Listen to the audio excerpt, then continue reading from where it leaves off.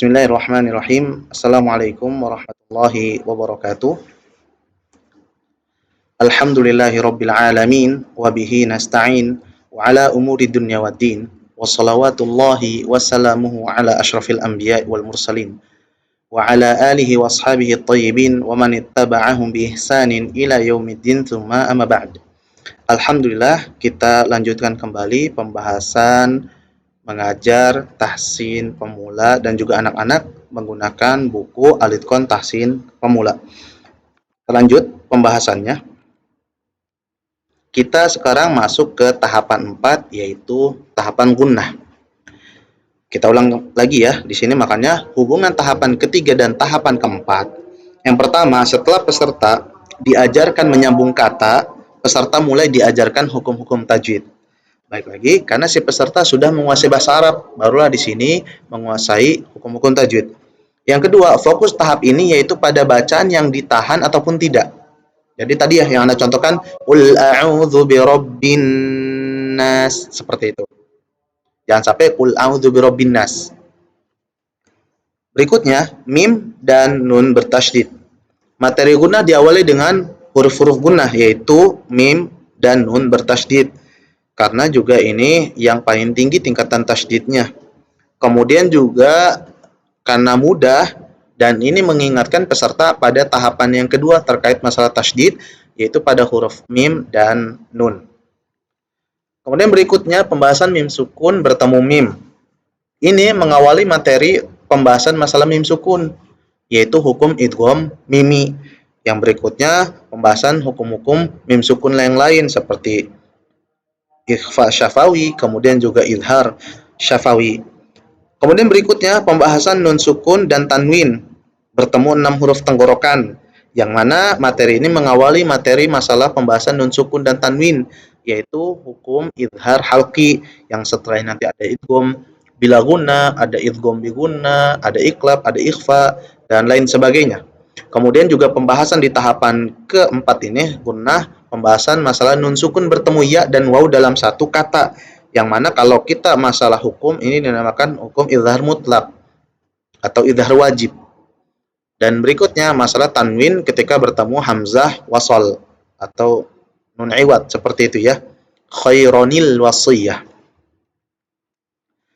Kemudian materi berikutnya sukun bertemu tasydid. Sukun bertemu tasydid ini seperti a, waw, wa, nasaru. Seperti itu.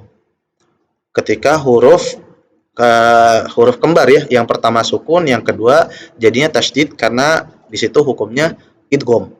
Yang mana pada hukum tersebut dinamakan hukum idgham mutamasilain. Baik lagi asatidzah yang semoga dirahmati oleh Allah tabaraka wa taala, kenapa hukum-hukum ini tidak ana sebutkan, ana cantumkan? Pertama, karena tujuan dari buku Alitkon Tahsin Pemula ini adalah lancar membaca Al-Quran dengan mengetahui hukum-hukum. Maksudnya mempraktekkan, bukan dari sisi teorinya. Tapi jika asatidzah ingin membahasnya, ingin menyampaikannya kepada peserta, itu tafadhol, silahkan saja. Hanya saja bukan titik beratnya itu tahu teori. Jadi ini namanya idgham mutamatsilan, ini namanya ini gitu. Paling tidak tadi ya, ketika mim bertemu ini ditahan, dan dengan seringnya latihan mudah-mudahan itu menjadi refleks, menjadi terbiasa murid.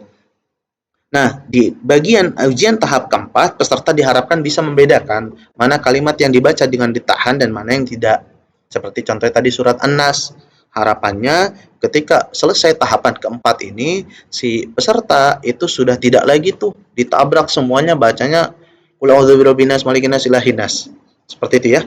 Ini tujuan dari tahap 4. Dan mengingat lagi mengapa dinamakan tahapan, supaya peserta tidak melanjutkan ke tahap berikutnya sebelum menguasai tahapan yang sebelumnya. Kita lanjut tahapan yang kelima, masalah mad, yang mana ini terkait masalah hukum tajwid. Hubungan tahap keempat dan kelima, setelah peserta diajarkan mana bacaan yang ditahan dan tidak, peserta mulai diajarkan bacaan yang pendek dan panjang, atau yang panjang 2 harokat atau lebih dari 2 harokat. Yang 2 harokat kalau kita tahu secara teori ilmu tajwid, yaitu masuk ke dalam ranah mad asli. Sedangkan yang lebih dari 2 harokat itu masuk ke ranah mad far'i. Tapi paling tidak secara bentuk, untuk mad yang far'i itu biasanya seperti ada tanda bendera gitu ya, tanda mad itu bisa kita sampaikan ke si peserta, ketika ada tanda seperti ini, silakan baca lebih dari 2 harokat. Kemudian pembahasan mat asli, materi ini diawali dengan mat asli, yang mana itu dibaca 2 harokat. Ya, karena itu intinya dari mat. Kemudian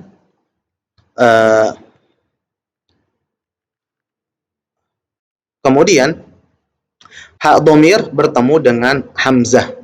Hak domir bertemu dengan hamzah.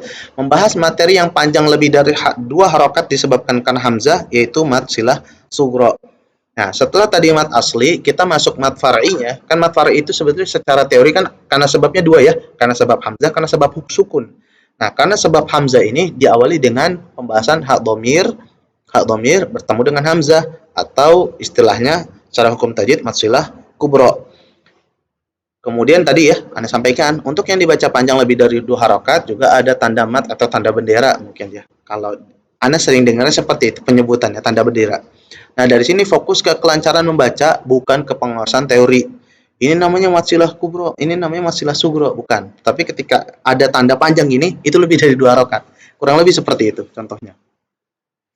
Kemudian berikutnya, mat bertemu tanda ayat. Mat bertemu tanda ayat.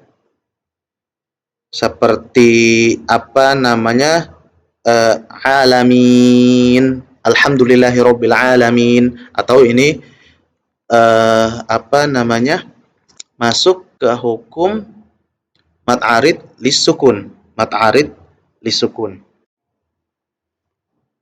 Afwan ini ya, mengawali materi dibaca panjang lebih dari 2 harokat karena sebab sukun, yaitu sebetulnya mat arid lisukun ya. Afwan, salah penulisan. Nah, di situ di mat arid lisukun ini kan permasalahan dia tidak ada tanda bendera biasanya. Hanya saja yang kita tahu ya, secara bentuk mat asli bertemu huruf sukun karena sebab wakof. Nah, itu dibaca panjang, ini bisa dibiasakan. Contohnya ketika di akhir-akhir ayat, tolong dipanjangkan ya.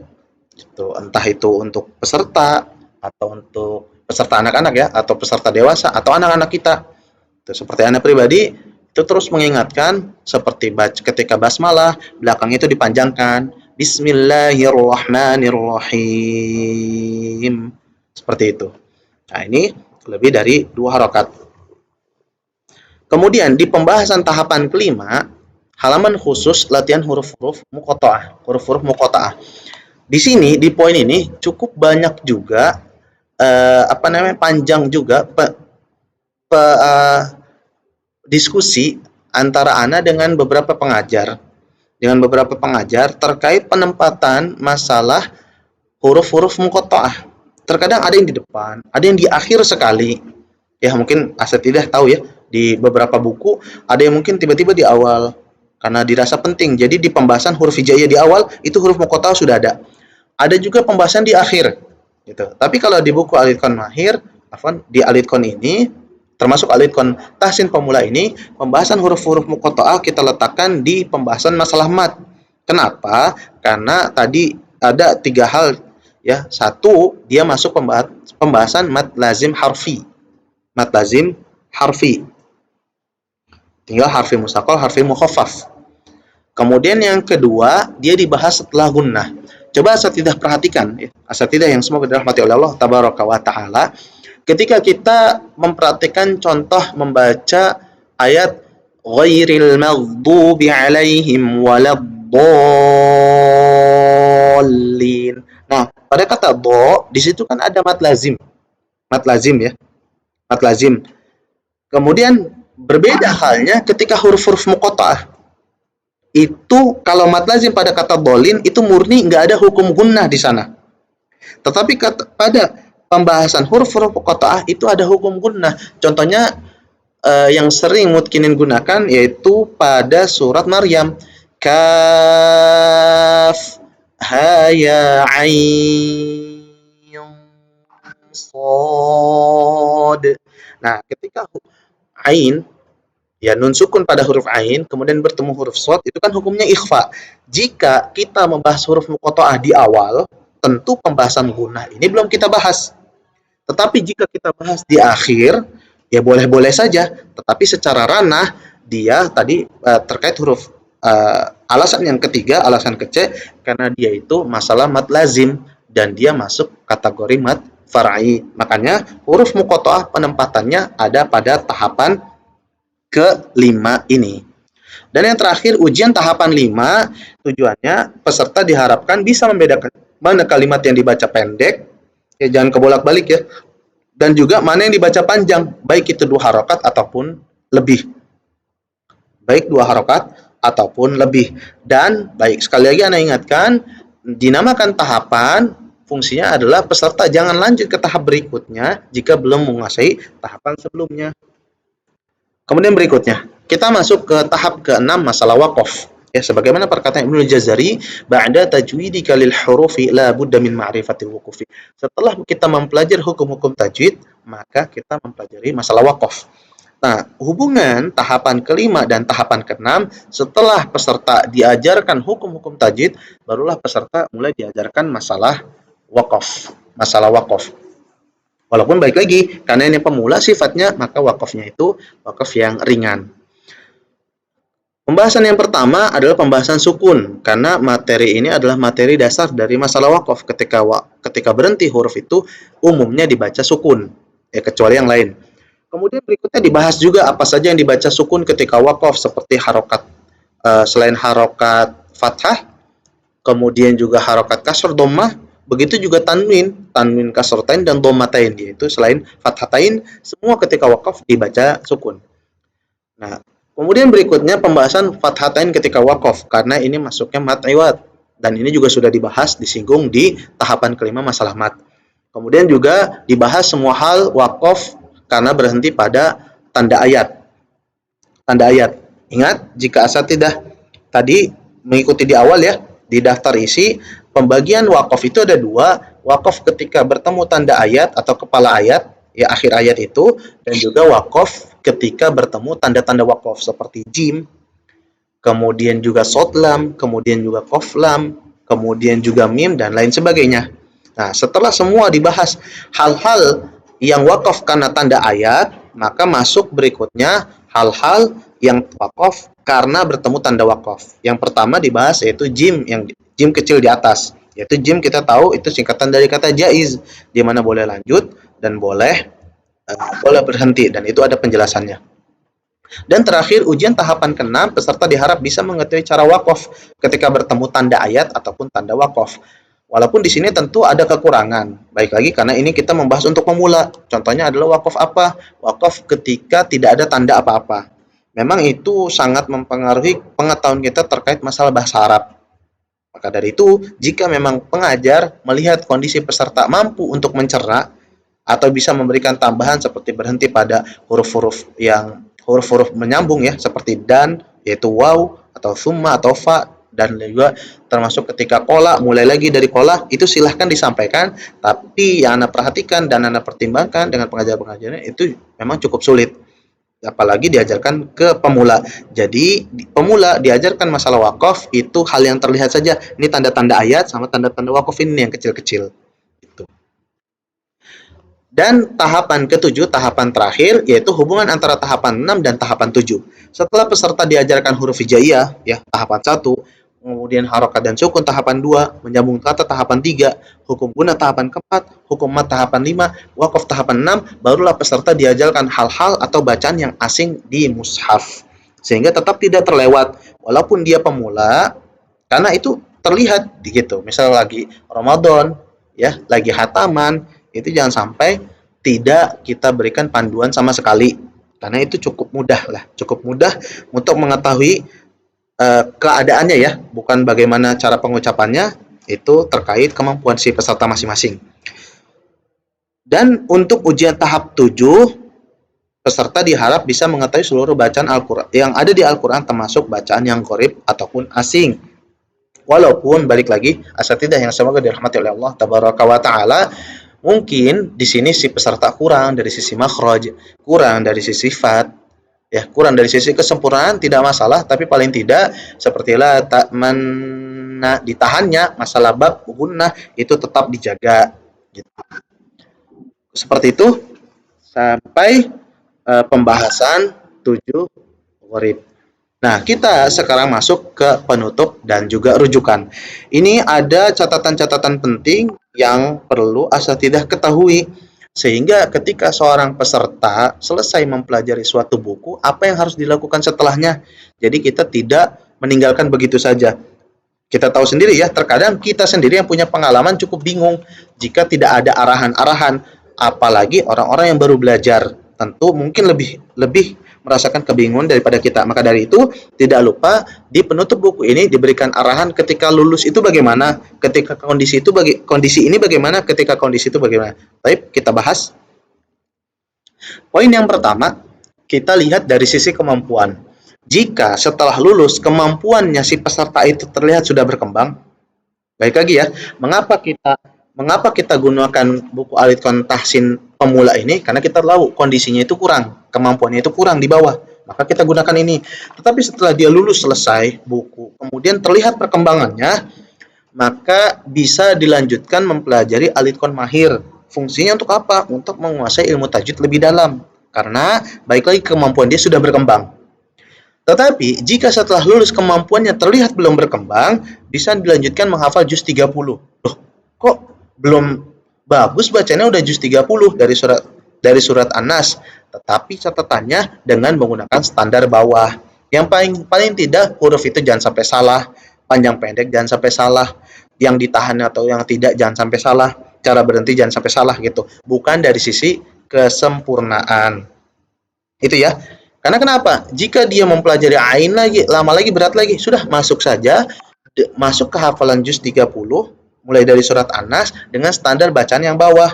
Huruf yang penting jangan kebalik, gitu ya. Ditahan-tahannya itu harus dijaga, panjang pendeknya juga harus dijaga. Sehingga dia belajar itu tetap terus berkembang dengan kemampuan yang dimilikinya. Sehingga kita pun tidak memaksakan orang di luar dari kemampuannya.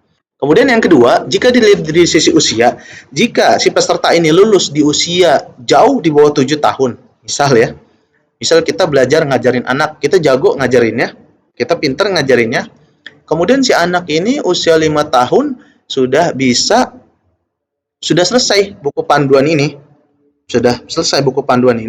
maka sebaiknya dilanjut menghafal juz 30 dahulu. Mulai dari surat An-Nas dengan standar bawah.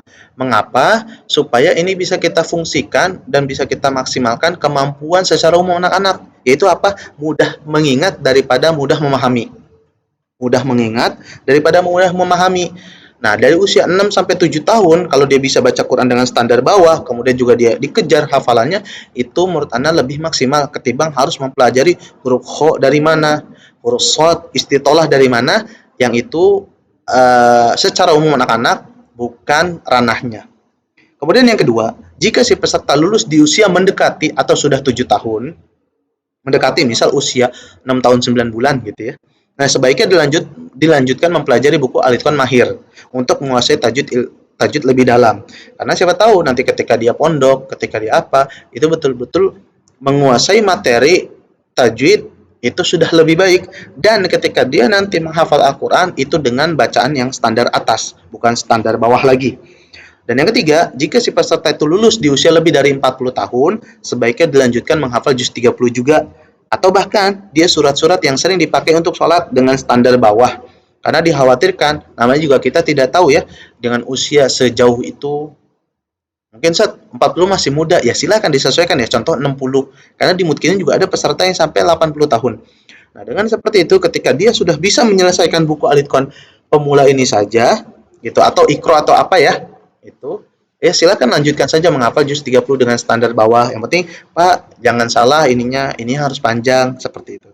Jadi dia juga ada termotivasi untuk belajar, dan sifatnya tidak memberatkan, di mana memang kapasitas kemampuannya itu tidak memadai.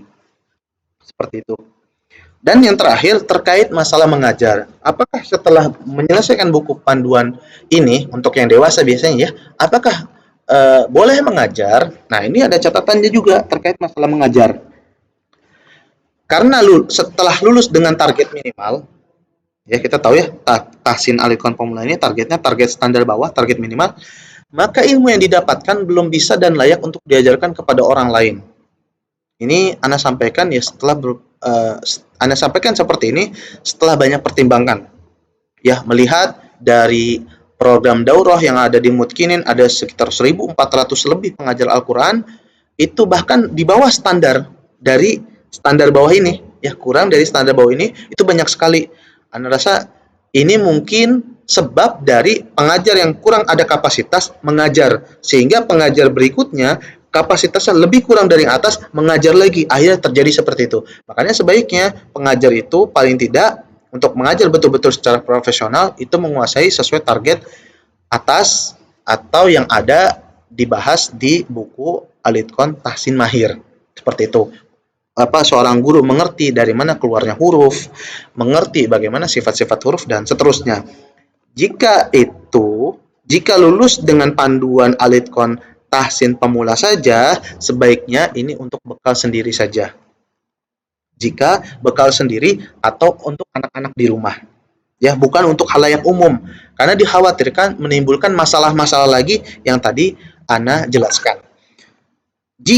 Yang kemudian berikutnya, jika ingin atau telah mengajar, maka disarankan untuk meningkatkan kualitas ilmu.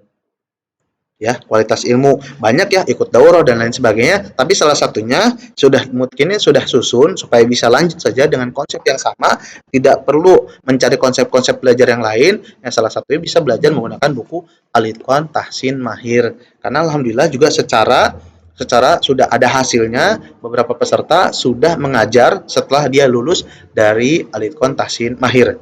Jadi seperti itu. Untuk kita mengurangi, kan kita tahu ya, 65% penduduk kaum Indonesia yang kaum musliminnya itu tidak bisa membaca Al-Quran, apalagi membaca Al-Quran dengan benar.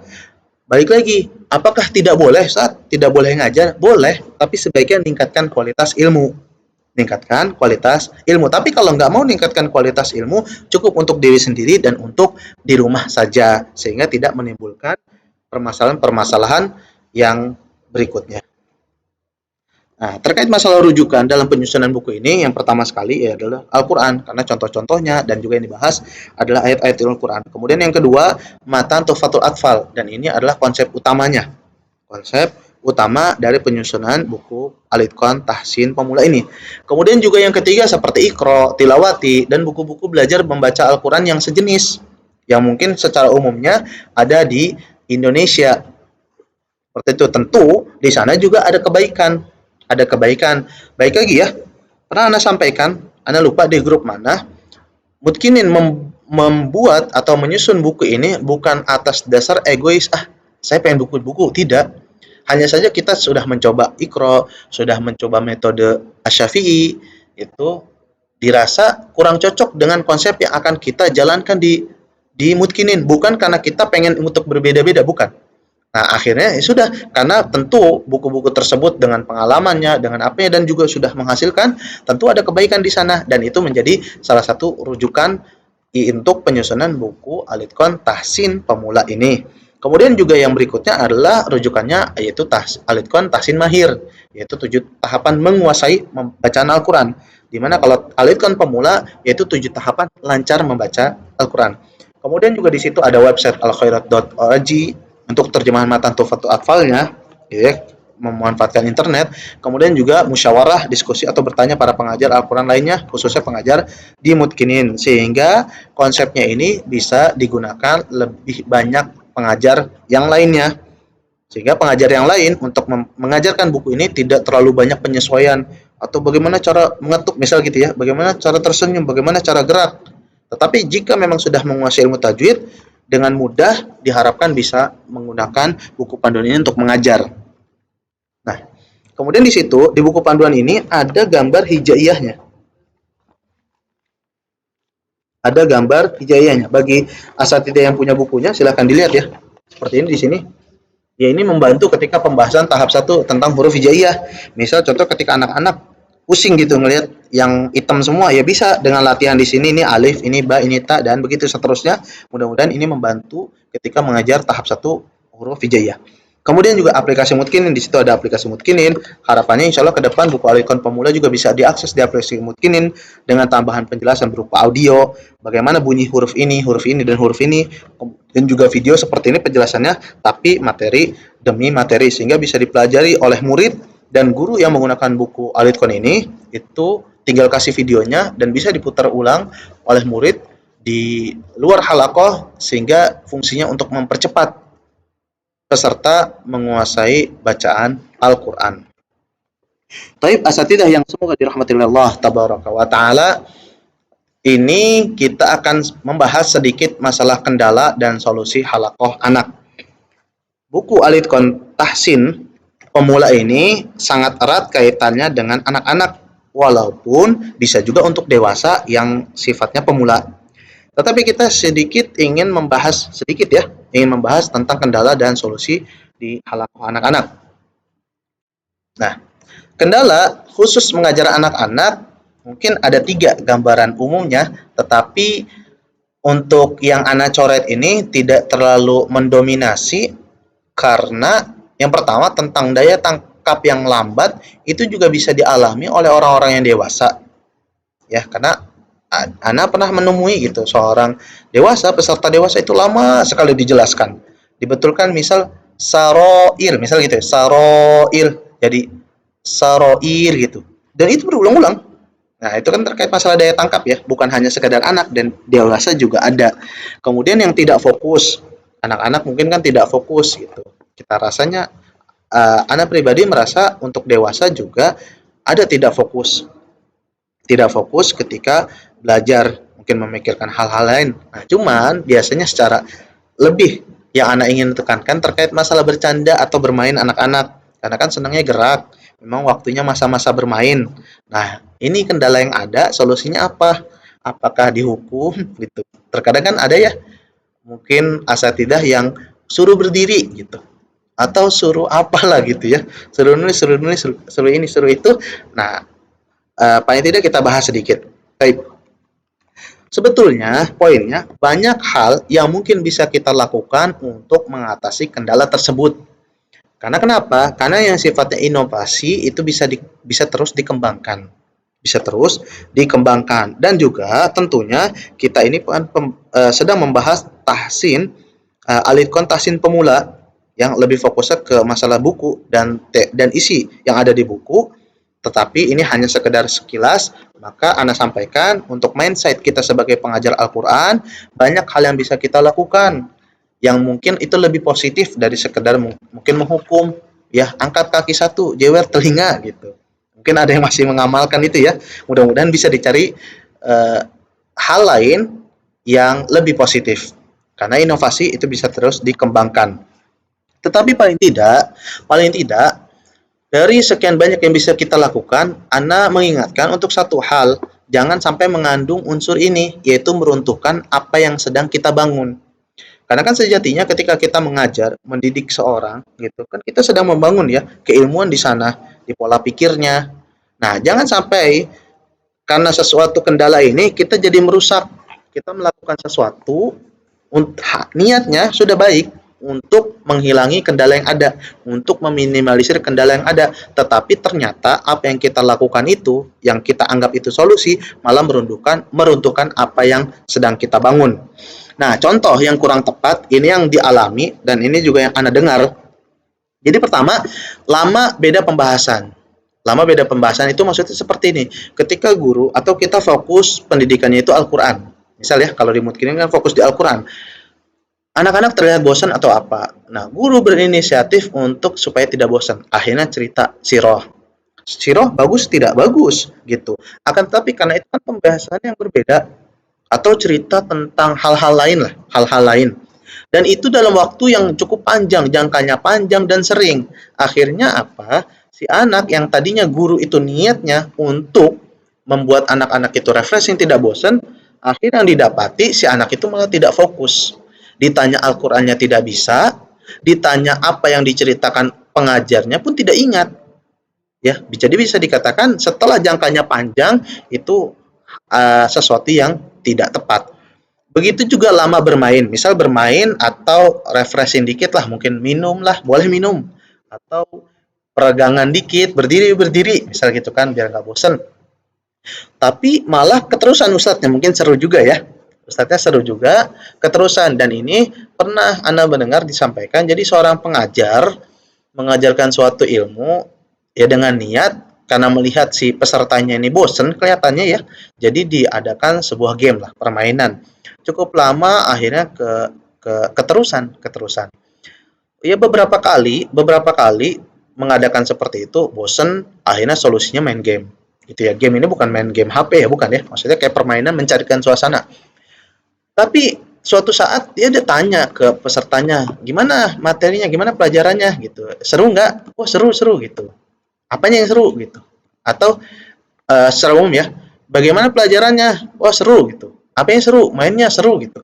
Nah di sini akhirnya berpikir yang kita ingin ajarkan kan itu belajar Al-Quran misal gitu contohnya. Tapi kok yang si anak atau si peserta ingat itu malah mainnya gitu ya. Mungkin karena kita terlalu lama melakukan permainan atau melakukan peragangan dan lain sebagainya. Maka ini perlu dipertimbangkan. Ini 2 poin contoh yang Ana alami dan Ana ketahui dengar dari orang lain. Maka ini Ana sharing, mudah-mudahan bisa saya tidak pertimbangkan. Apakah ini juga emang sesuatu yang tepat atau bisa dicari cara lainnya. Kemudian yang ketiga, nah kalau yang dua ini lama beda pembahasan ataupun lama bermain, mungkin ini ada inisiatif dari pengajar supaya dia itu nggak bosan si peserta. Tetapi apa namanya yang ketiga ini si peserta sering dibiarkan karena contoh misal ya si anak ini lari-lari mulu nih nggak bisa diem nih lari sana lari sini ustadznya biarin aja lah karena capek gitu. Akhirnya ya tujuan utamanya dia belajar akhirnya nggak bisa. Memang ini berat dan itu tanggung jawab kita. Makanya perlunya kita mencari solusi terus sebagai pendidik dan perlunya kita sharing. Sehingga pengalaman satu guru dan memang itu baik, itu bisa dilakukan atau dimanfaatkan oleh pengajar lain dan begitu seterusnya. Dan harapannya dengan adanya grup PMK ini juga kita bisa sharing. Jangan sampai kita mengabaikan kendala yang terjadi di halakoh. Jangan sampai kita mengabaikan yang kendala yang terjadi di halakoh akhirnya terus menerus seperti itu. Atau seperti contohnya juga anak datang kemudian karena berisik nih ya dipulangkan lebih dulu main ke sana ke sini. Si orang tua ngiranya anak itu belajar misal 1 jam dengan kita padahal kitanya itu udahlah eh, apa namanya suruh main aja udah biarkan keluar gitu udah selesai. Jadi dia setoran pertama misal 5 menit pertama setelahnya udah selama sejam dia main. Nah ini karena kita pengen ngebiarkan. Anak harap ini tidak kita lakukan. Lebih baik kita carikan solusi yang lain. Nah, solusi apa sih? Balik lagi ya, sebagaimana yang tadi Anda sampaikan, sebetulnya banyak, mudah-mudahan nanti kita bisa sharing di grup PMK, tetapi apa yang ada di Mutkinin, alternatif yang dilakukan Mutkinin, itu harapannya tetap nyambung dengan apa yang sedang dibangun. Karena kan kita kan sedang membangun tahsin ya, tapi khususnya ini itu tahsin pemula tentang bagaimana dia lancar membaca Al-Quran dan kendala utamanya biasanya huruf itu ketukar-tukar. Maka di Mutkinin ada itu game menghafal mungkin gitu ya. Tapi balik lagi ini tidak diharuskan, hanya saja asatidah bisa menggunakan itu. Asatidah yang pengajar Mutkinin mungkin flashcard atau menggunakan apa namanya file flashcard ya. Jadi e-card di HP bisa Ustadz gunakan jika memang tidak mau dicetak.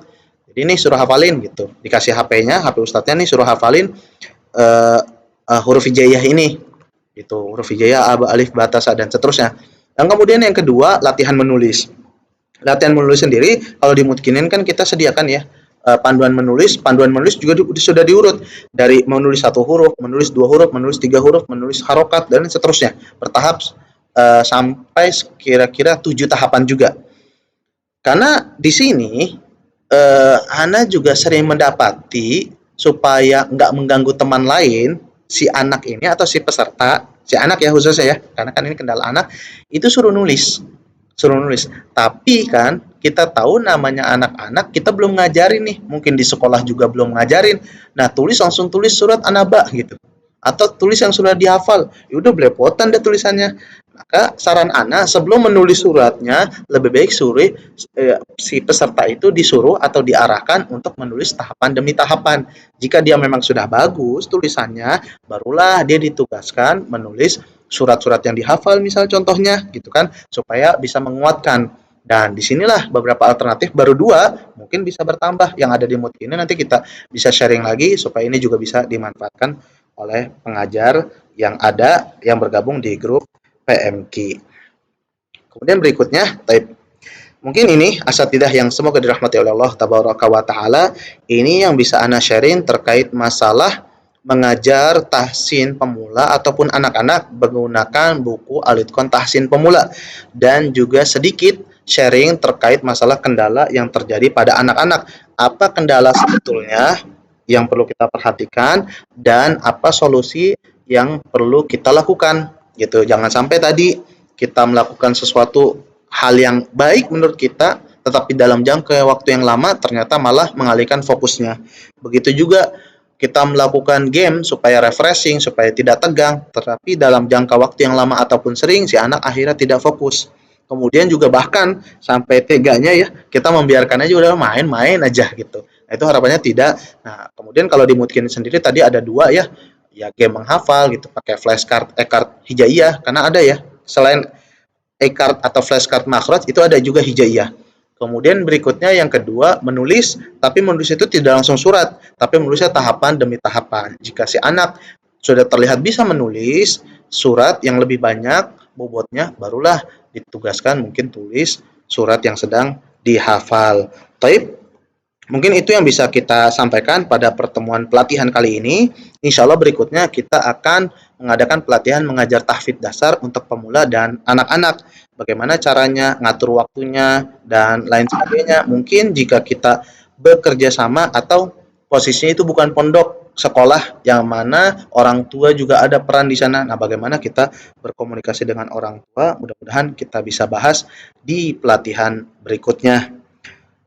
Sampai sini pembahasan kita pada pagi hari ini. Semoga apa yang kita bahas pada kesempatan kali ini, pada pelatihan kali ini bisa bermanfaat untuk anak pribadi, untuk mutkinin, dan juga untuk asatidah semua, dan juga lembaga-lembaga tempat asatidah mengajar, dan tentunya kita terus bisa saling ta'awun, saling sharing untuk kebaikan bersama, kebaikan pendidikan Al-Quran di Indonesia.